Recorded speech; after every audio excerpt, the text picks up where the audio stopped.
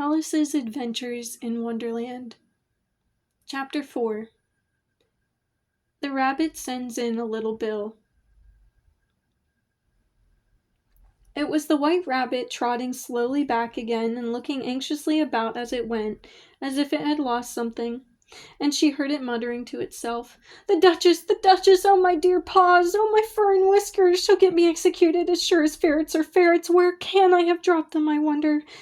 Alice guessed in a moment that it was looking for the fan and the pair of white kid gloves, and she very good-naturedly began hunting about for them, but they were nowhere to be seen. Everywhere seemed to have changed since her swim in the pool, and the great hall with the glass table and the little door had vanished completely. Very soon the rabbit noticed Alice, as she went hunting about, and called out to her in an angry tone, "Why, Mary Ann, what are you doing out here? Run home this moment and fetch me a pair of gloves and a fan. Quick now!" And Alice was so much frightened that she ran off at once in the direction it pointed to without trying to explain the mistake it had made. "He took me for his housemaid," she said to herself as she ran. "How surprised he'll be when he finds out who I am. But I'd better take him his fan and gloves. That is, if I can find them." As she said this, she came upon a neat little house, on the door of which was a bright brass plate with the name W. Rabbit engraved upon it. She went in without knocking and hurried upstairs, in great fear lest she should meet the real Mary Ann and be turned out of the house before she had found the fan and gloves. "How queer it seems," Alice said to herself, "to be going messages for a rabbit. I suppose Dinah will be sending me on messages next." And she began fancying the sort of thing that would happen. "Miss Alice, come here directly and get ready for your walk. Coming in a minute, nurse. But I've got to watch this mouse hole till Dinah comes back and see that the mouse doesn't get out. Only I don't think," Alice went on, "that they'd let Dinah stop in the house if it began ordering people about like that." By this time she had found her way into a tidy little room with a table in the window, and on it, as she had hoped, a fan and 2 or 3 pairs of tiny white kid gloves. She took up the fan and a pair of the gloves, and was just going to leave the room when her eye fell upon a little bottle that stood near the looking-glass. There was no label this time with the words, "Drink me," but nevertheless she uncorked it and put it to her lips. "I know something interesting is sure to happen," she said to herself, "whenever I eat or drink anything, so I'll just see what this bottle does. I do hope it'll make me grow large again, for really I'm quite tired of being such a tiny little thing." It did so indeed, and much sooner than she had expected. Before she had drunk half the bottle, she found her head pressing against the ceiling, and had to stoop to save her neck from being broken. She hastily put down the bottle, saying to herself, "That's quite enough. I hope I shan't grow any more. As it is, I can't get out the door.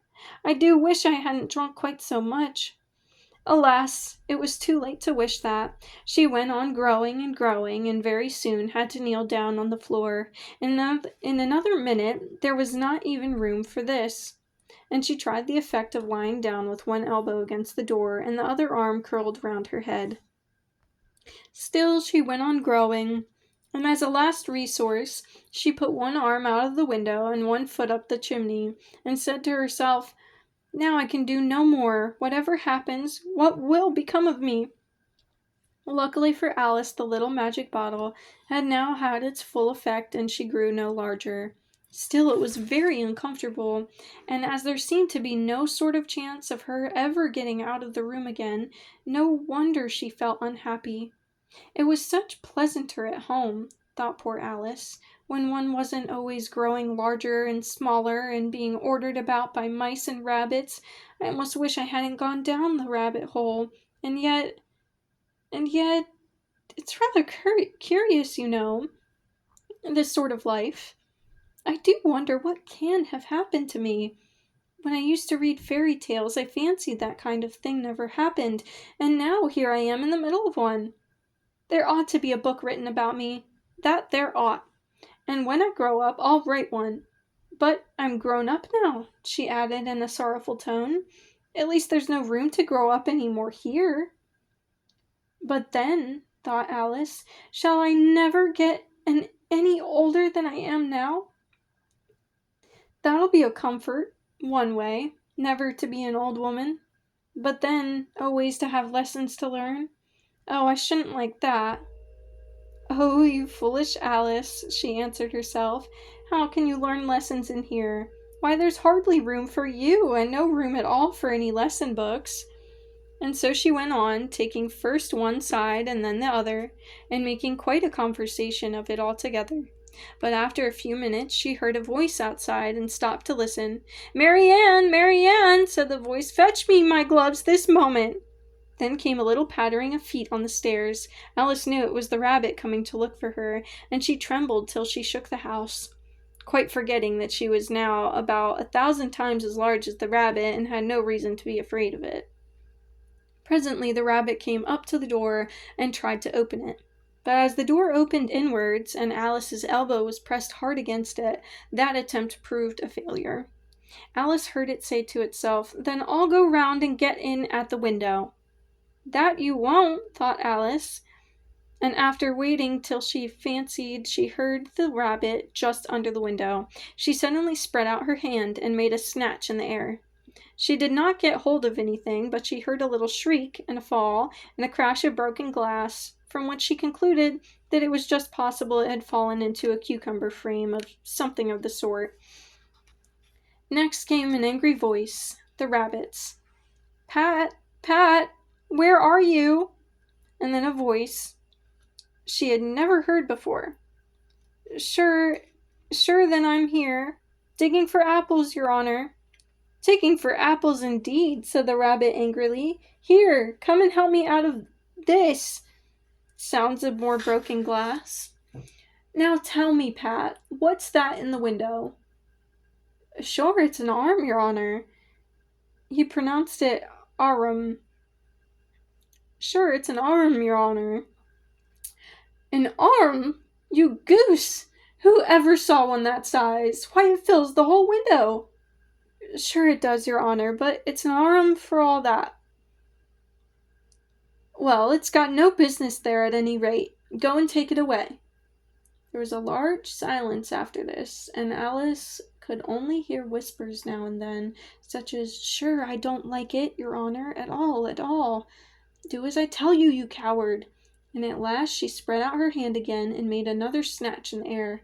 This time there were 2 little shrieks and more sounds of broken glass. What a number of cucumber frames there must be, thought Alice. I wonder what they'll do next. As for pulling me out of the window, I only wish they could. I'm sure I don't want to stay in here any longer. She waited for some time without hearing anything more. At last came a rumbling of little cartwheels and the sound of a good many voices all talking together. She made out the words, "Where's the other ladder? Why, I hadn't to bring but one. Bill's got the other. Bill, fetch it here, lad. Here, put 'em up at this corner. No, tie 'em together first. They don't reach half high enough yet. Oh, they'll do well enough. Don't be particular. Here, Bill, catch hold of this rope. Will the roof bear? Mind that loose slate. Oh, it's coming down. Heads below." A loud crash. "Now, who did that? It was Bill, I fancy. Who's to go down the chimney?" "Nay, I shan't." "You do it." "That I won't, then." "Bill's to go down."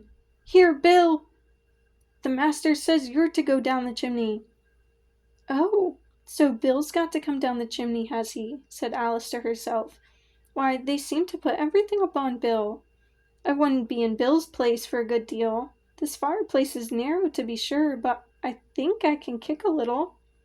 She drew her foot as far down the chimney as she could, and waited till she heard a little animal, she couldn't guess of what sort it was, scratching and scrambling about in the chimney close above her. Then, saying to herself, "This is Bill," she gave one sharp kick and waited to see what would happen next. The first thing she heard was a general chorus of, "There goes Bill!" and the rabbit's voice alone, "Catch him! You by the hedge!" Then silence, and then another confusion of voices. Hold up this head. Brandy now. Don't choke him. How was it, old fellow? What happened to you? Tell us all about it. Last came a little feeble squeaking voice. That's Bill, thought Alice. Well, I hardly know. No more, thank ye. I'm better now. But I'm a deal too flustered to tell you. All I know is something comes at me like a jack in the box, and up I goes like a skyrocket. So you did, old fellow, said the others. You must burn the house down, said the rabbit's voice, and Alice called out as loud as she could, If you do, I'll set Dinah at you. There was a dead silence instantly, and Alice thought to herself, I wonder what they will do next. If they had any sense, they'd take the roof off. After a minute or two, they began moving about again, and Alice heard the rabbit say, A barrowful will do, to begin with. A barrowful of what? Thought Alice. But she had not long to doubt, for the next moment a shower of little pebbles came rattling in at the window, and some of them hit her in the face. I'll put a stop to this, she said to herself, and shouted out, You'd better not do that again, which produced another dead silence. Alice noticed with some surprise that the pebbles were all turning into little cakes as they lay on the floor, and a bright idea came into her head. If I eat one of these cakes, she thought, it's sure to make some change in my size, and as it can't probably make me larger, it must make me smaller, I suppose. So she swallowed one of the cakes and was delighted to find that she began shrinking directly. As soon as she was small enough to get through the door, she ran out of the house and found quite a crowd of little animals and birds waiting outside. The poor little lizard Bill was in the middle, being held up by 2 guinea pigs, who were giving it something out of a bottle. They all made a rush at Alice the moment she appeared, but she ran off as hard as she could, and soon found herself safe in a thick wood. The first thing I've got to do, said Alice to herself as she wandered about in the wood, is to grow to my right size again. And the second thing is to find my way into that lovely garden. I think that will be the best plan. It sounded an excellent plan, no doubt, and very neatly and simply arranged. The only difficulty was that she had not the smallest idea how to set about it, and while she was peering about anxiously among the trees, a little sharp bark just over her head made her look up in a great hurry. An enormous puppy was looking down at her with large round eyes and feebly stretching out one paw, trying to touch her. Poor little thing, said Alice in a coaxing tone, and she tried hard to whistle to it. But she was terribly frightened all the time at the thought that it might be hungry, in which case it would be very likely to eat her up in spite of all her coaxing.